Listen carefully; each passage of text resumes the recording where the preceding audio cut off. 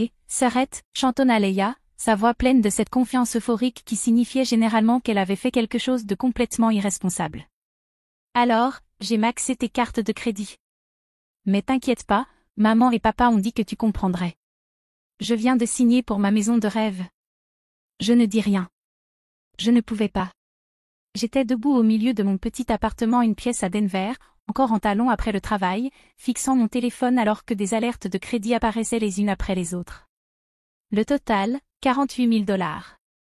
Tout dépensé en moins de 24 heures. Tu es toujours si prudente, Nora, continua-t-elle, légère et inconsciente. Et moi, je travaille super dur sur ma marque d'influenceuse. Il me fallait un endroit qui reflète ça, quelque chose d'inspirant. Franchement, cette maison est parfaite. Maman dit qu'il était temps que j'ai enfin quelque chose à moi. Je me suis assise à ma table de cuisine, refermant doucement mon ordinateur portable avant de risquer de le briser entre mes mains. J'ai respiré. Puis encore. C'est quand la pendaison de crémaillère, demandai-je, d'une voix calme, même si ma poitrine semblait se fendre en deux. Ce samedi. Tu dois venir. Je veux dire, c'est pratiquement toi qui l'as acheté. Elle a ri. Ce même rire insouciant qu'il avait toujours sorti d'affaire depuis qu'on était enfant. Elle a raccroché avant que je puisse répondre. Pendant quelques minutes, je suis restée là, à laisser le silence m'envahir. La fenêtre bourdonnait du bruit de la ville, mais à l'intérieur, tout était immobile. Mes mains tremblaient, mais ce n'était pas de la panique. Pas cette fois. Ce n'était pas du choc. C'était de la clarté. J'ai rouvert mon ordinateur, pas pour vérifier les prélèvements, ni pour pleurer. J'ai ouvert un dossier que j'avais nommé il y a 6 mois, Plan Leia. À l'intérieur, des vidéos de surveillance, des emails signalés, des avis notariés. Je m'étais préparée à ce moment, même si je ne voulais pas l'admettre. Même si j'espérais encore, naïvement, qu'elle changerait. Le téléphone a vibré de nouveau.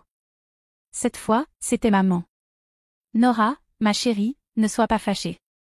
Leia en avait vraiment besoin. Considère ça comme un cadeau. Tu t'en sortiras, tu t'en sors toujours.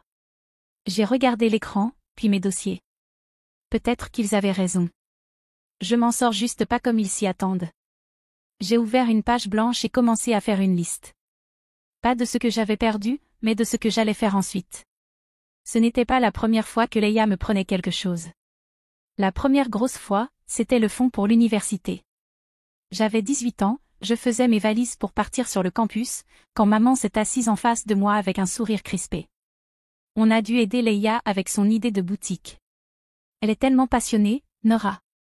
Et toi, tu es si douée avec les chiffres, tu trouveras un moyen. J'en ai trouvé un. J'ai pris 2 boulots et vécu de soupe micro-ondes pendant 4 ans. Puis il y a eu la voiture. Ma première vraie voiture, achetée après 3 ans d'économie. Leia voulait l'emprunter pour un week-end. 2 jours plus tard, elle était bonne pour la casse, et mon assurance m'a lâché. Elle traversait une rupture, m'a dit papa en me tendant de l'argent pour le bus. Essaie d'être compréhensive. Toujours le même refrain, tu es forte, Nora. Elle a besoin de plus. Je l'ai cru plus longtemps que je n'aurais dû. J'ai laissé passer parce que je voulais être la fille bien, la fiable, la stable. Et peut-être qu'au fond de moi, j'espérais qu'un jour, il comprendrait à quel point ça m'avait coûté. Mais l'automne dernier, l'espoir a commencé à se fissurer. J'ai reçu un appel de la banque, une demande de prêt suspecte à mon nom. J'ai tout de suite su que c'était elle, et cette fois, je n'ai pas détourné les yeux. Je ne l'ai pas affrontée. J'ai juste commencé à collecter les preuves. J'ai acheté des caméras que j'ai placées dans mon appartement, tiroir du bureau, entrée, coin ordinateur. J'ai archivé chaque email douteux, chaque message vocal étrange et peu à peu, la vérité a cessé d'être un ressenti. Elle est devenue une preuve. Alors quand Leia a appelé pour la maison, je n'ai pas paniqué. Je n'ai pas pleuré. J'ai ouvert le dossier et regardé une vidéo d'elle, 3 semaines plus tôt, entrant chez moi avec une clé qu'elle avait juré avoir rendue, fouillant dans mon bureau jusqu'à trouver mon portefeuille. Elle a brandi ma carte Gold comme si c'était la sienne. J'ai mis sur pause et regardé l'image figée. Son sourire était large, triomphant comme si le monde lui appartenait et que je n'étais que la figurante qui le finançait. Mais pas cette fois. Cette fois, je ne nettoyais pas derrière elle. J'étais devant elle, et je savais exactement par où commencer. J'ai passé la nuit à fouiller mes dossiers, chaque capture d'écran, chaque message vocal, chaque email sauvegardé de maman avec des phrases comme « Elle traverse une période difficile, ne la brusquons pas », un message insinuait même que je ne remarquerais pas un petit coup de main, pris sur mes comptes. Il maquillait toujours ça en bienveillance, comme si ce qu'il faisait était une preuve d'amour. Mais l'amour ne demande pas de voler quelqu'un dans son dos en prétendant que c'est du soutien. J'ai tout archivé, organisé par date, source, pertinence, une chronologie numérique de la trahison. Puis j'ai ouvert Instagram. Là, Leia virevoltait sur un parquet flambant neuf dans une vidéo sous-titrée « La manifestation, ça marche. Il suffit d'y croire, maison de rêve, voiture. Je suis bénie. » Dans un autre post, elle posait sur les marches d'entrée avec maman et papa, tous habillés en ton pastel assorti, tout sourire, tout filtre. Mon nom n'était mentionné nulle part. Pas plus que les cartes de crédit qui avaient tout payé. C'est peut-être à ce moment-là que quelque chose s'est endurci en moi. La maison. Cette maison-là en particulier. Je connaissais cette adresse. Je l'ai tapée dans le système interne de Maurice Ndaley, la société d'investissement où je travaille depuis près de 10 ans. Mon nom n'apparaît nulle part publiquement sur ce projet immobilier, mais j'ai contribué à concevoir le modèle financier de toute la communauté. Je connais le gestionnaire de la propriété. Je connais le courtier immobilier. Je sais quels permis n'ont pas encore été validés et combien de terrains voisins ont encore des hypothèques en suspens. Sa maison, celle qu'elle m'a volée à travers mon avenir, reposait déjà sur un sol que j'avais moi-même aidé à évaluer. J'ai regardé le dossier de la propriété pendant un long moment, sentant monter en moi un mélange étrange de fureur et de pouvoir. Ils pensaient m'avoir piégé. Mais ils avaient construit leur maison de rêve sur des fondations que j'avais moi-même coulées, et ils allaient bientôt découvrir ce qui se passe quand la silencieuse de la famille décide de ne plus se taire. Dès mardi, Leia avait posté une vidéo de présentation de la cuisine, plan de travail en marbre blanc, robinet doré, en taguant une demi-douzaine de marques d'intérieur. La légende disait: « Je n'arrive pas à croire que c'est ma vie. La preuve que si tu sautes, l'univers te rattrape. » L'univers, apparemment, avait ma limite de crédit. Dans un autre poste, elle posait en peignoir de soie avec une tasse de café. La lumière du matin dans ma maison pour toujours. Une sensation unique. Moi aussi, ça m'a frappé différemment, comme un coup de poing dans les côtes. Pendant ce temps, maman et papa étaient passés de l'évitement à l'insistance. On a juste besoin que tu signes les papiers de refinancement, dit papa au téléphone. C'est une formalité. Tu es déjà sur les lignes de crédit, alors ça rendrait tout plus clair. Tu facilites toujours les choses, Nora, ajouta maman. Et Leia est sous tellement de pression en ce moment, avec toute cette attention. Tu ne peux pas, pour une fois, la soutenir discrètement? J'ai souri, même s'il ne pouvait pas le voir. Bien sûr. J'apporterai tout ça à la pendaison de crémaillère. Oh, parfait, soupira maman. On imprimera les papiers. Tu pourras signer là-bas. Il n'avait aucune idée de ce que j'apportais vraiment. Le mercredi, j'ai rencontré un avocat spécialisé en immobilier. Le jeudi, j'ai vu le service de conformité de mon entreprise pour clarifier mes liens légaux avec le projet. Le vendredi, j'avais en main des documents notariés, des captures d'images issues des caméras de surveillance, imprimées en couleur, et une déclaration signée du gestionnaire de la propriété confirmant le nom de l'acheteuse et la source des fonds. J'ai tout glissé dans une grande enveloppe craft et les rangé soigneusement dans mon sac de travail. Qu'ils décorent leurs mensonges. Qu'ils trinquent au vin pétillant à leur triomphe factice. J'arriverai à l'heure, polie et souriante. Mais je ne venais pas pour célébrer. Je venais pour réclamer. L'allée était bordée de SUV et de berlines importées. Quelqu'un m'a tendu un mimosa avant même que j'atteigne la porte. La maison sentait la peinture fraîche et les bougies hors de prix, celles qui essaient un peu trop de suggérer la paix. Nora, cria Leia en accourant, vêtue d'une robe en soie probablement plus chère que mon loyer. Tu es venue. Tu dois voir la salle de bain à l'étage. Cette ambiance spa. Elle m'a prise dans ses bras comme si de rien n'était, comme si elle n'était jamais entrée chez moi pour vider toutes mes cartes. J'ai souri et je l'ai enlacée en retour. Je t'ai apporté un cadeau de pendaison de crémaillère, dis-je doucement. Ses yeux se sont illuminés. Tu n'aurais pas dû. Enfin, techniquement, tu l'as déjà fait, ricana-t-elle. J'ai légèrement haussé la voix. En fait, je pense que c'est un cadeau que toute la famille devrait voir. Quelques têtes se sont tournées. Je me suis dirigée vers mes parents, debout près de la salle à manger, des coupes de champagne à la main. Maman, papa. Vous aussi. Ils se sont échangés un regard. Ils ont reconnu mon ton. Celui que j'ai utilisé le jour où j'ai découvert que Leia avait pris mon fonds pour l'université. Celui que j'emploie quand je cesse de demander et que je commence à agir. Un silence s'est installé tandis que les invités s'approchaient, les bavardages de fête se transformant en murmures.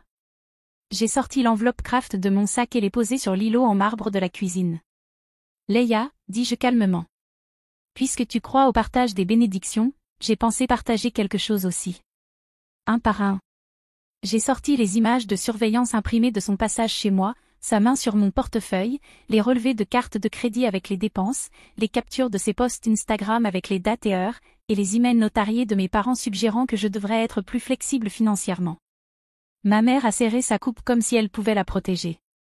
Mon père a ouvert la bouche, puis l'a refermée. Et enfin, ai-je dit en posant la dernière feuille. Une synthèse légale de ce que vous regardez, fraude à la carte bancaire, vol d'identité, effraction, et complicité. Leia fixait les papiers comme s'ils étaient écrits dans une autre langue. La couleur disparut de son visage. Tu plaisantes, murmura-t-elle. Je croisai son regard. Non, je suis enfin sérieuse. Autour de nous, les invités étaient figés. Personne ne se resservait. Personne ne riait. Je t'ai dit que j'apportais un cadeau, dis-je. Il est temps de l'ouvrir. Puis j'ai plongé à nouveau la main dans mon sac, cette fois pour en sortir la véritable décision. J'ai posé une deuxième pile de documents sur le comptoir, bien rangée et lourde. Ma voix ne monta pas. Elle n'en avait pas besoin. Tu as deux options, dis-je.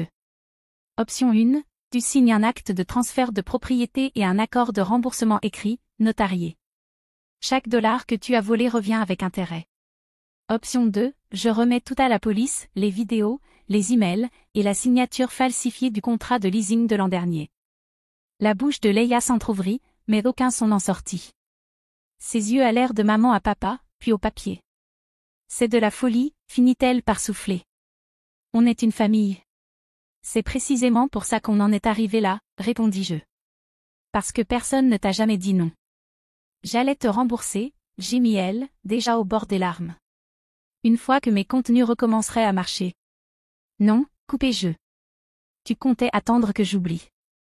Comme toujours. Papa fit un pas vers moi. Nora, voyons. De la prison pour une histoire d'argent? Ce n'est pas juste de l'argent, dis-je. C'est tout, l'abus, les mensonges, et le fait que vous m'ayez regardé me faire voler, puis que vous m'ayez demandé d'en donner encore plus. Maman renifla. On ne voulait pas te faire de mal. On voulait juste que nos deux filles aillent bien. Vous vouliez qu'elles réussissent à mes dépens, répliquai-je. Et vous attendiez de moi que je l'encaisse en silence, comme toujours. Les mains de Leia tremblaient alors qu'elle hésitait au-dessus du document. Tu me ferais vraiment ça, chuchota-t-elle. À ta propre sœur? C'est toi qui me l'as fait, répondis-je, calme comme la pierre. Et personne ne t'a arrêté. Je regardais son visage se transformer, colère, honte, confusion, puis peur. De la vraie peur. Elle se tourna vers nos parents, les suppliant du regard, mais ils ne dirent rien. Pour la première fois de ma vie, ils n'avaient pas de discours préparé. Je poussai le stylo vers elle. À toi de choisir, Leia. Ce n'est pas de la vengeance. Ce sont des limites. Ses doigts se refermèrent lentement sur le stylo, et pour la première fois depuis des années, elle avait l'air de ne pas savoir ce qui allait suivre. Je la laissai dans cette incertitude, car c'est là que commence la croissance. Leia arriva à la signature avec 15 minutes de retard, encadrée par nos parents comme s'ils allaient plaider au tribunal. Son apparence habituelle avait été atténuée, des couleurs sobres, pas de fossiles, juste assez pour jouer le rôle de la sœur incomprise. Mais ses yeux brillaient toujours de cette lueur familière, celle qui signifiait toujours qu'elle pensait avoir une échappatoire. J'ai quelque chose à ajouter, dit-elle en sortant un dossier qu'elle fit glisser sur la table vers mon avocate, Diana. Avant qu'on continue. Diana l'ouvrit sans broncher. À l'intérieur, une photocopie d'un contrat daté d'il y a 6 ans, portant apparemment ma signature, co-signant toutes les dettes professionnelles futures de Leia. Nora avait accepté de soutenir mes projets, dit Leia. Cela inclut un soutien financier. Cette maison entre dans ce cadre. Mes parents hochèrent la tête comme s'ils répétaient une pièce de théâtre. Papa croisa même les bras avec un petit sourire satisfait. Je pris la feuille, examinai la signature, puis regardai Diana. Montre-leur, dis-je. Diana tourna son ordinateur portable vers la table.